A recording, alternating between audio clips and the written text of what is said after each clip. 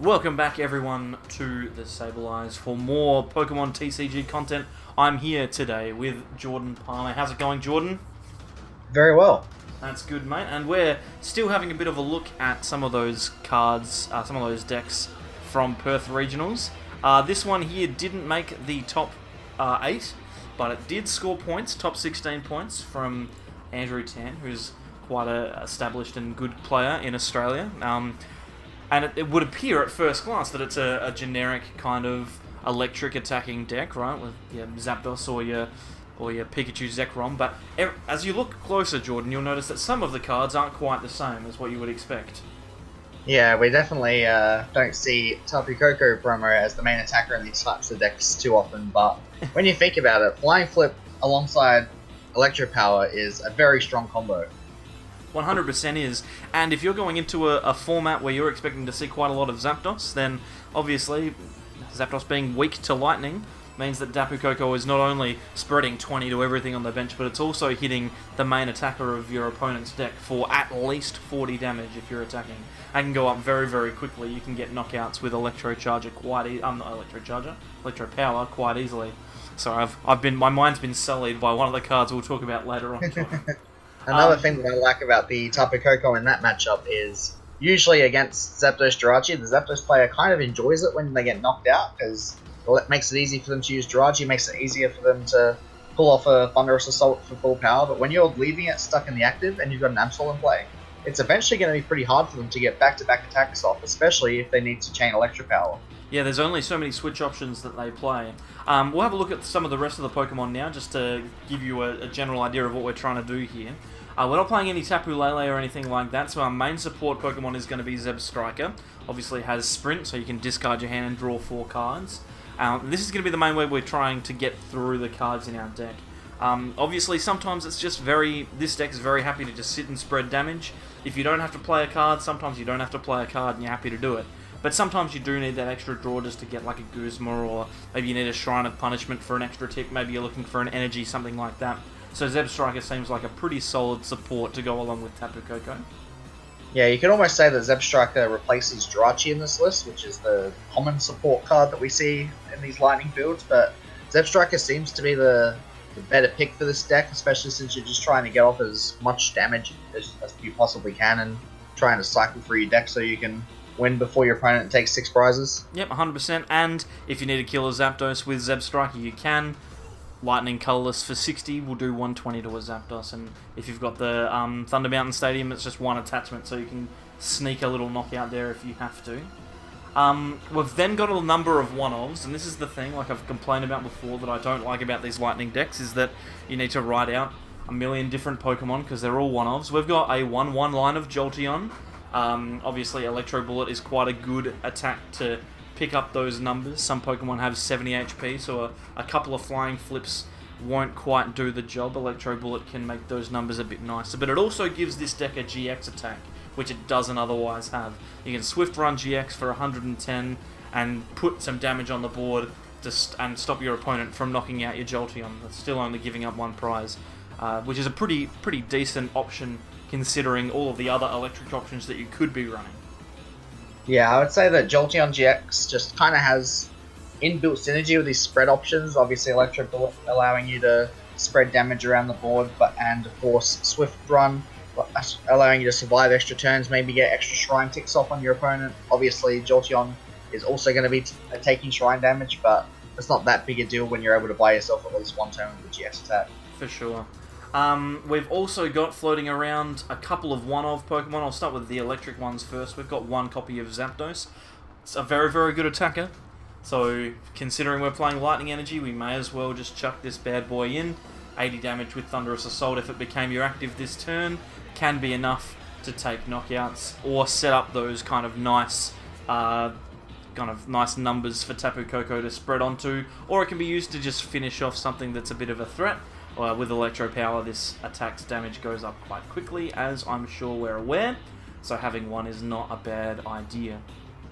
Yeah, you really do need to make sure you're able to take out something that's sweeping Tapu Koko straight away. If they've got something that's just doing flat 120 every turn, and they're able to do that without benching too much, it can be better to just deal damage with Thunderous Assault rather than relying on your opponent's high bench.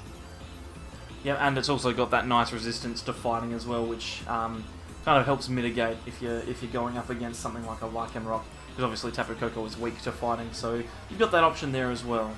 As it's a lightning deck, we also have Tapu Koko Prism Star for Dance of the Ancients. We can spread some energy around, give yourself an opportunity to set up a Tapu Koko that you might not necessarily have energy attached for. Maybe set up a Swift Run GX or even a Zapdos as well.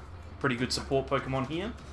This card actually kind of reminds me of the way that spread Malamar decks run, where they try and typically chain Tapu Kokos by using Malamar to attach one Psychic and then attaching a Psychic from hand to infinitely chain Tapu Kokos. This kind of does the same thing, not as consistent, not as constant as Malamar, but a much easier way to just make sure you can chain an easier version of DC every single turn.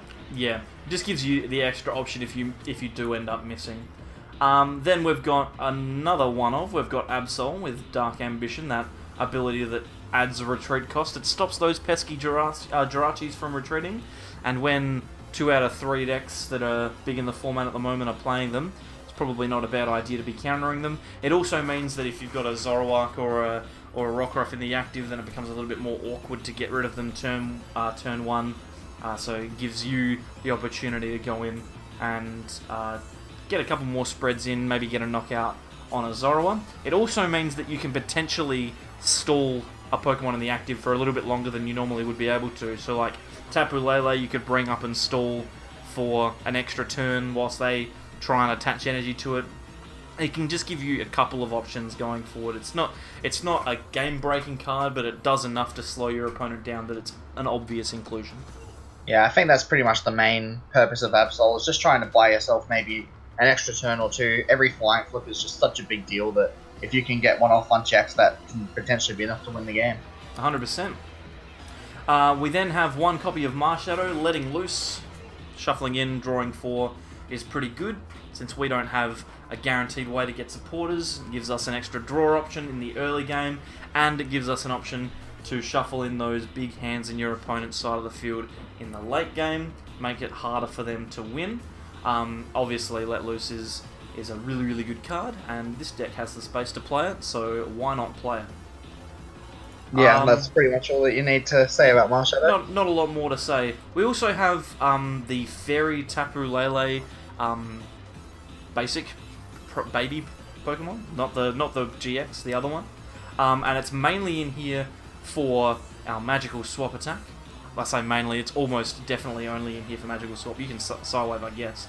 But with a counter energy, you can use Magical Swap to move your damage counters around. Since you're spreading damage, hopefully across the course of the game you've set up a whole bunch of damage on the board. Your opponent can't remove all of it. At the end of the game, you can just come in, attach an energy, Magical Swap, take 6 prizes if you have to. It's pretty solid. I think this card is almost the main reason why this kind of strategy works. Is the way that this deck's almost always trying to close out games is just putting enough damage on the board that Magical Swap becomes a win condition. And with Double Stretcher, you can usually get it whenever you need to. 100%. And the interesting thing about this is we play the Fairy one over the Psychic one, because this Fairy one has a resistance to Dark. So if there's an unmodified Zoroark attacking for 120, it can't knock it out, which is interesting. So that sounds pretty good to me. That seems like a perfectly fine thing to be happening. That rounds out our Pokemon. We'll go down to the supporters quickly, because they're very, very easy. We've got 4 copies of Lily to draw cards in the early game, 4 copies of Cynthia to shuffle draw, and 2 copies of Guzma. Normally you're not super worried about what your opponent has in the active, since you're just flying flipping all the time. But obviously you want to Guzma something out and get the knockout. You absolutely can. But I'm actually more excited to go into the items here, Jordan, because this is where it starts to get pretty hectic. Yeah, this is definitely something that shocked me when I played against Andrew at Swiss. And I'm sure people have already kind of noticed it. Now, the item line's kind of a bit weird. We'll start with the balls. There's 4 Ultra Ball. Discard 2, get a Pokemon. Pretty good. There's 3 copies of Nest Ball, which seemed low the first time I looked at it. And you've got 2 copies of Rescue Stretcher, which is reasonable. You've got 2 copies of Escape Rope. Again, reasonable. And then this over here happens, and you're like, okay, well, 4 Electro Power, that's reasonable because you're attacking with electric Pokemon. And then you're like, Electro Charger, what does this card do? Well, you flip 2 coins, and then for each heads you shuffle an Electro Power card from your discard back into your deck. So you can like flying flip with 2 Electro Charges, 2 Electro Powers, and then put them both back into your deck to use later on, which is nuts. Obviously, you need to flip the heads, but it's one of those cards that you just probably have in your bulk somewhere. Like, I wouldn't even know where to find a copy of this card, but Andrew was playing 3 of them, and in a couple of practice games that I've played, it's actually quite fun, because your opponent's like, oh, there's no way they could possibly get a knockout on my active, and then you just Electro Charger 3 Electro Powers back in, and just quickly rattle off the knockout. It doesn't seem like a bad idea to me. Yeah, I think in more typical Lightning versions of Lightning builds, you typically don't see this card because most people would say that 4 Electro Power is enough to close out a game. You don't really need a 5th. By that point, you've probably either won or lost already. But in this deck, where every single damage counter on your opponent's board matters, and you can use it more effectively with spread attacks and with magical swap in the late game, being able to just chain multiple Electro Powers every single turn, you've got Acro Bike and Sprint to go through your deck and try and just chain as many as you can, just really, really makes Tapu Koko such a threatening attacker. Yeah, it's really interesting, and it means that we get to do our favourite thing, Jordan, which is flip coins. So I love flipping coins. We can't complain about that. You mentioned it before as well, this deck runs 2 copies of Acro Bike for just a little bit of speed. It's not so many that you hit them all the time, but when you do, it gives you those extra cards to go through your deck. And since we're kind of relying on hitting supporters when we need to hit them, Acro Bike just gives us another little out to that. So it gives us an opportunity when we might be missing out otherwise. When it comes down to the rest of our items, we've got 2 copies of Choice Band just to add those extra damage counters, just like Electro Power, every damage counter counts. We also play 2 copies of Shrine of Punishment, because we can put those extra damage counters on, and you can set up fun little plays where you take 4 prizes in a turn, or however many prizes it is, because you set up the numbers perfectly so that the Shrine tick gets you that knockout, which is always good fun. I wonder if this card, Jordan, is still like $15 like it was at World Championships. I couldn't actually I don't say. think it would be, but it's still a very powerful card, and it's very underrated overall in these spread decks where it's so intimidating against a deck like Zoroark. You can just play so many damage counters on the board throughout the game with this card. And when you're attacking with Tapu Koko, you get yourself a couple of Electro Power and a Shrine of Punishment. If they've got a bench of 4 Pokemon, you're putting 200 damage on the board almost. Probably over 200 damage if I had to do the maths properly. That's pretty good for 1 energy. For 1 energy, that seems fine to me. And we can also use Thunder Mountain to do an interesting thing with our Tapu Kokos as well, Jordan. Now, obviously, Thunder Mountain reduces the attack cost of Lightning Pokemon by 1 Lightning less, so we can't Flying Flip with it, because Flying Flip's obviously a double colourless attack. But what we can do is, if we've got a Tapu Koko that's got a DCE on it that wasn't knocked out, we can actually attach a Lightning to it, play down Thunder Mountain, and then just Electro Ball for 100 out of nowhere. And that's something that people really don't expect to see happening. If you're playing against the spread deck, you're like, okay, so my opponent's gonna just do 20, 50, 80 damage to me. That's fine. That's not a problem. I've got maybe 160 HP left. There's no way they're knocking me out. Thunder Mountain, Energy, Choice Band, Electro Power, Knockout. It's insane. Yeah. It's just something that people aren't expecting. It's almost just like a stronger version of Zapdos, just 100 damage over 80, and it really punishes people who try and play around Tapu Koko, saying, I'm not going to bench many Pokemon, I'm just going to have these 1 or 2 Pokemon that can just sweep Tapu Kokos over and over again. You're like, all of a sudden, I'm just going to knock one of those Pokemon out, and you're probably not really in a good spot anymore. Yeah, and you're not in the position to defend anymore, so it gives that spread that extra little step. It gives it that thing that it can, okay, this is my extra angle that I can use to win this game. When it comes to our energy, we're playing 4 copies of DCE. We want to be flying flipping as much as we can. That's a weird thing to say. So DCE is a very good card. We've got Lightning Energy, so that we can put some in the bin for Tapu Koko Prism. We can attack with Zapdos, Jolteon, all those kind of things. And we have 2 copies of Counter Energy. It gives you an option for Flying Flip, but it also means that we can use our Tapu Lele. And interestingly, I don't know if it would ever come up, but Counter Energy means you can also attack with Absol, if worst comes to worst.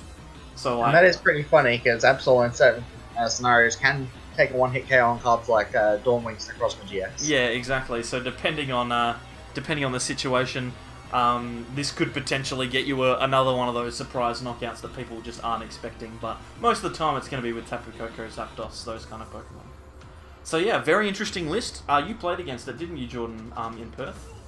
Yeah, I actually played against Andrew in the second to last round. It was a win and end to top 8, where whoever won that game was going to top 8, and whoever lost was going to miss the top cut. But time was called in game 2, and he actually ended up winning on the last turn of time, which brought us to a tie, and that meant we both got a second win and end match. Jeez, well, it's obviously a pretty good one. Now, if you yourself hadn't have been playing with the Deoxys, I'm sure that it would have been a lot harder for you, because Giratina keeps adding that damage on as well. But definitely a good deck, and to come in top 16 of a big tournament like a regional, something that you can't really complain about.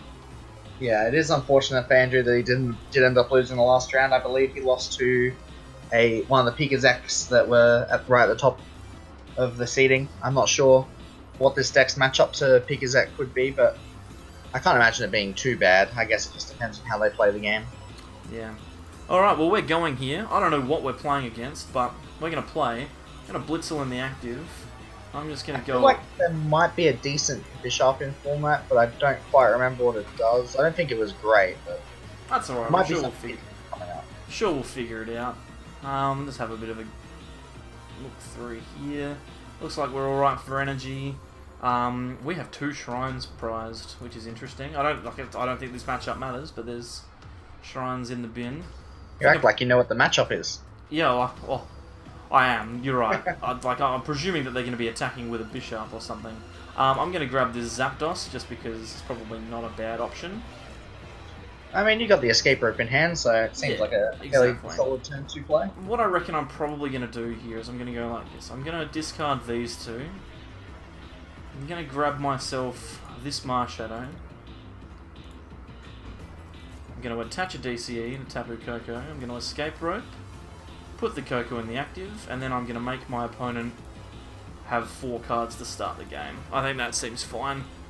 Yeah, well, that's a bad hand, but the turn 1 let loose in general just seems like a strong option in this deck, where most opponents will really have to deal with this Tapu Koko straight away or it'll get too overwhelming. So if you can slow them down, even for a turn or 2 at the beginning, that's such a big deal.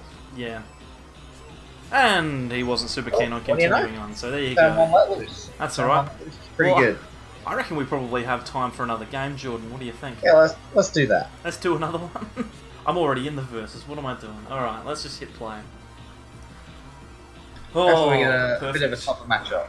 We've got the streak back though, Jordan, which is the key. We're back to winning ways. Oh, beautiful. Get wrecked, Bishop random thing, whatever that was. Alright, this is looking a little bit more familiar. We got some lightning, we got some metal and some dark, and I reckon this might be some sort of Pikazak, Jirachi, Bizzo. But it could be anything, it's PTCGO. Yeah, well, if it is Pikazak, that could be pretty fitting, as we'll be able to see how Andrew's matchup in the last round of Swiss War ended up. And he's going to give us an extra card as well. And we've got a Nest Ball, Ultra Ball, and a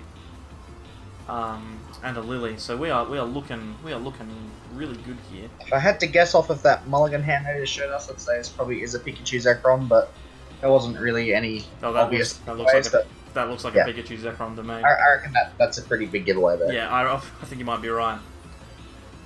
One thing that is concerning about Pikachu Zekrom is it is a deck that works with a pretty small bench most of the time.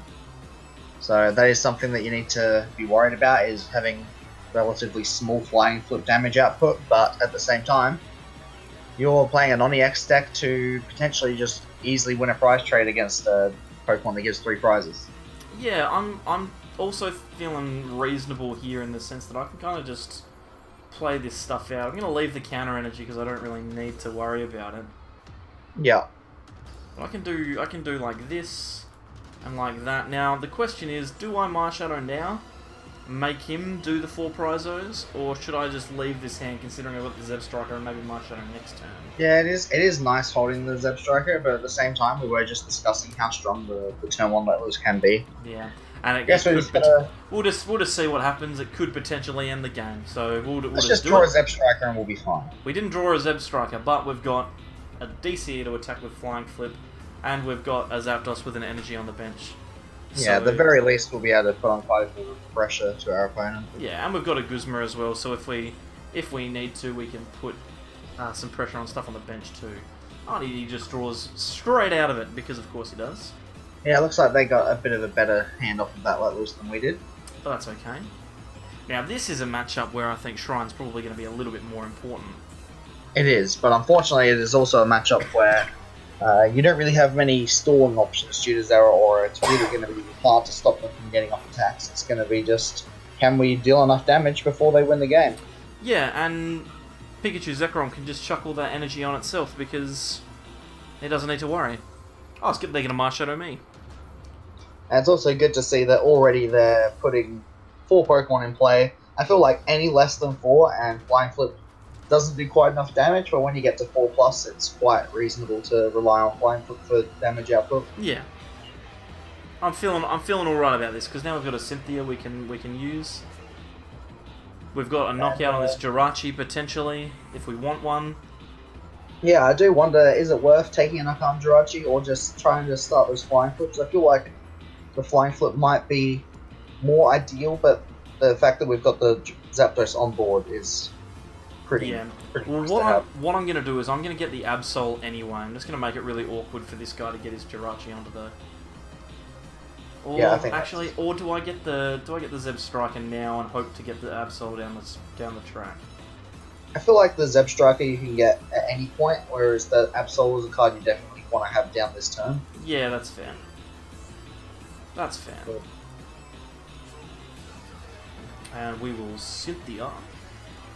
And we'll get a DCE. No. But we got the Zeb Striker. And we got some Electro Powers. Alright. You could even probably Flying Flip for knockout this turn. Potentially could. I'm going to put this Shrine down. I'm going to chuck down a Zeb Striker as well. Ooh, this is interesting. Alright, let's just Electro Power twice, because when you're playing a deck with 3 Electro Charger, I don't think you have to be too careful of saving those cards. Yeah, exactly. See if we can find the DCE, I suppose. I'm kind of like, do I just use the Tapu... Oh, I'm not going to use it, it's fine. Let's sprint. Woohoo, DCE! First card. Look at that. Seems like a good turn. And we're going to Acro Bike as well. Oh, and we're going to grab the other DCE. Alrighty. Flying Flip gets a knockout on the Jirachi. We do a bunch of damage on the bench. Everything gets a Shrine Tick. We are in front. That was a fun time. It was a fun time. I'm happy about that. They need a pretty decent turn to even get an attack off as well. But Well, they need a Thunder Mountain and Electric they need Energy. that So, card. Yeah, they need that card. so they're looking alright. And this might be one of those scenarios where, rather than keeping up with the consistent Flying Flips, we might be better off just trying to take out this Zekrom as fast as we can with Zapdos. Yeah, I think so too. It means we might need to use that DCE. Yep, there's the full blitz. Cool. Okay, so we're in big trouble. I do wonder where they're going to put the energy. Probably on the Zero Aura. Yeah. Oh, they only put one Only energy. one? That's a very interesting choice. I'm genuinely confused about that, but that's okay. I don't think I've ever seen anyone only get one off of the turn 2 full blitz before. Like, 2 sure, but only 1 is quite... Yeah, quite only one is very interesting. That's alright. Whatever. We can't complain. No, I'm not upset about it. I can chuck down this Tapu Koko. I'm going to Electro Charger. And we're going to put 2 Electro Powers back in the deck because flipping... Look how insane that is, because we can probably just sprint and just get those cards right away as well. Yeah, I'm not upset about that at all. And we'll just chuck all that away. Oh, we didn't get a single one. That's okay. That's alright. We're okay. still looking pretty good for the 2 hit on this Zekrom, and I think 2 hit is all you can really ask for against a Tag Team GX. Yeah, I think that's probably fine. I'll just do some little attaching there. And we will Thunderous Assault for 110 damage. And it is quite smart putting the energy on that Tapu Koko, because it means all we need next turn is an energy to use Electro Ball. Yes, provided that we can get this Zapdos out of the active if he doesn't kill it. Here's the thing. I feel like they're probably going to kill it. He's probably going to kill it. It's like, I'm not upset, but he's probably going to kill it. The most annoying part about this is the fact that they've got a wishful baton on that active Bigazak. Yes. But also... They're going to have taken 3 prizes by the end of this turn, yeah. hopefully. Unless it looks like they might be swapping up their Bigazak. That's okay. That's okay. I mean, with Guzma in hand and Sprint, we can fairly easily take out that bench deck from this turn anyway. Yeah. Or hey, maybe we even start flying flipping again. Well, and we could, because he's only going to be taking 2... Did he not attach any energy? What is going on? I think he attached 1 maybe to the bench Bigazak. No, that was already on there. He didn't attach any energy with Full Blitz. What is... Maybe there's a whole bunch of them prized. Yeah, maybe. I don't know, man. That seems weird. Then again, he seems to be doing pretty well with the energy he's got forward, so I wouldn't be too worried. I'm sure he's not upset about it. Well, I'm gonna chuck down this Tapu Koko. We don't have any Electro Power in the bin, so I can't use that. Maybe Stretcher the Zapdos to hand, or maybe shuffle 3. I kind of think that I might just take the Zapdos. We've still got a Rescue Stretcher. Yeah. So we'll just take this Zapdos to hand.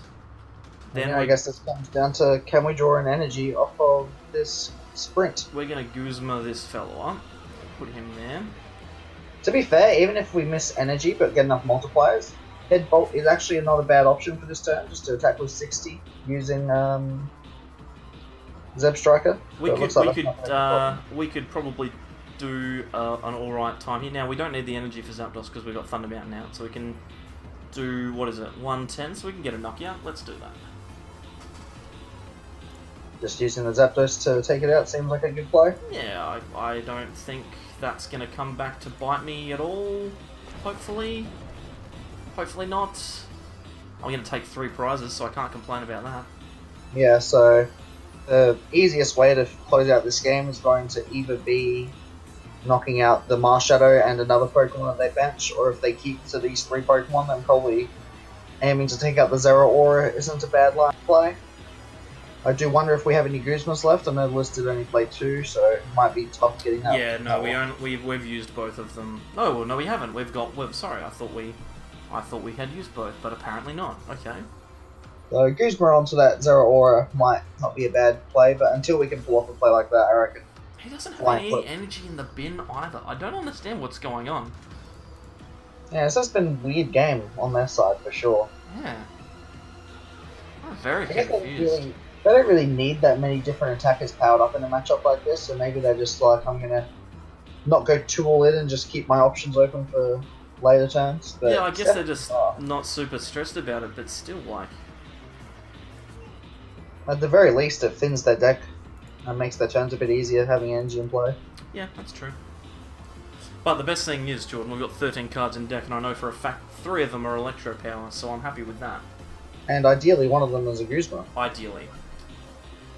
Is this going to be a knockout on Zeb Striker, maybe? Yeah. Looks like it might be. That's okay. That's okay.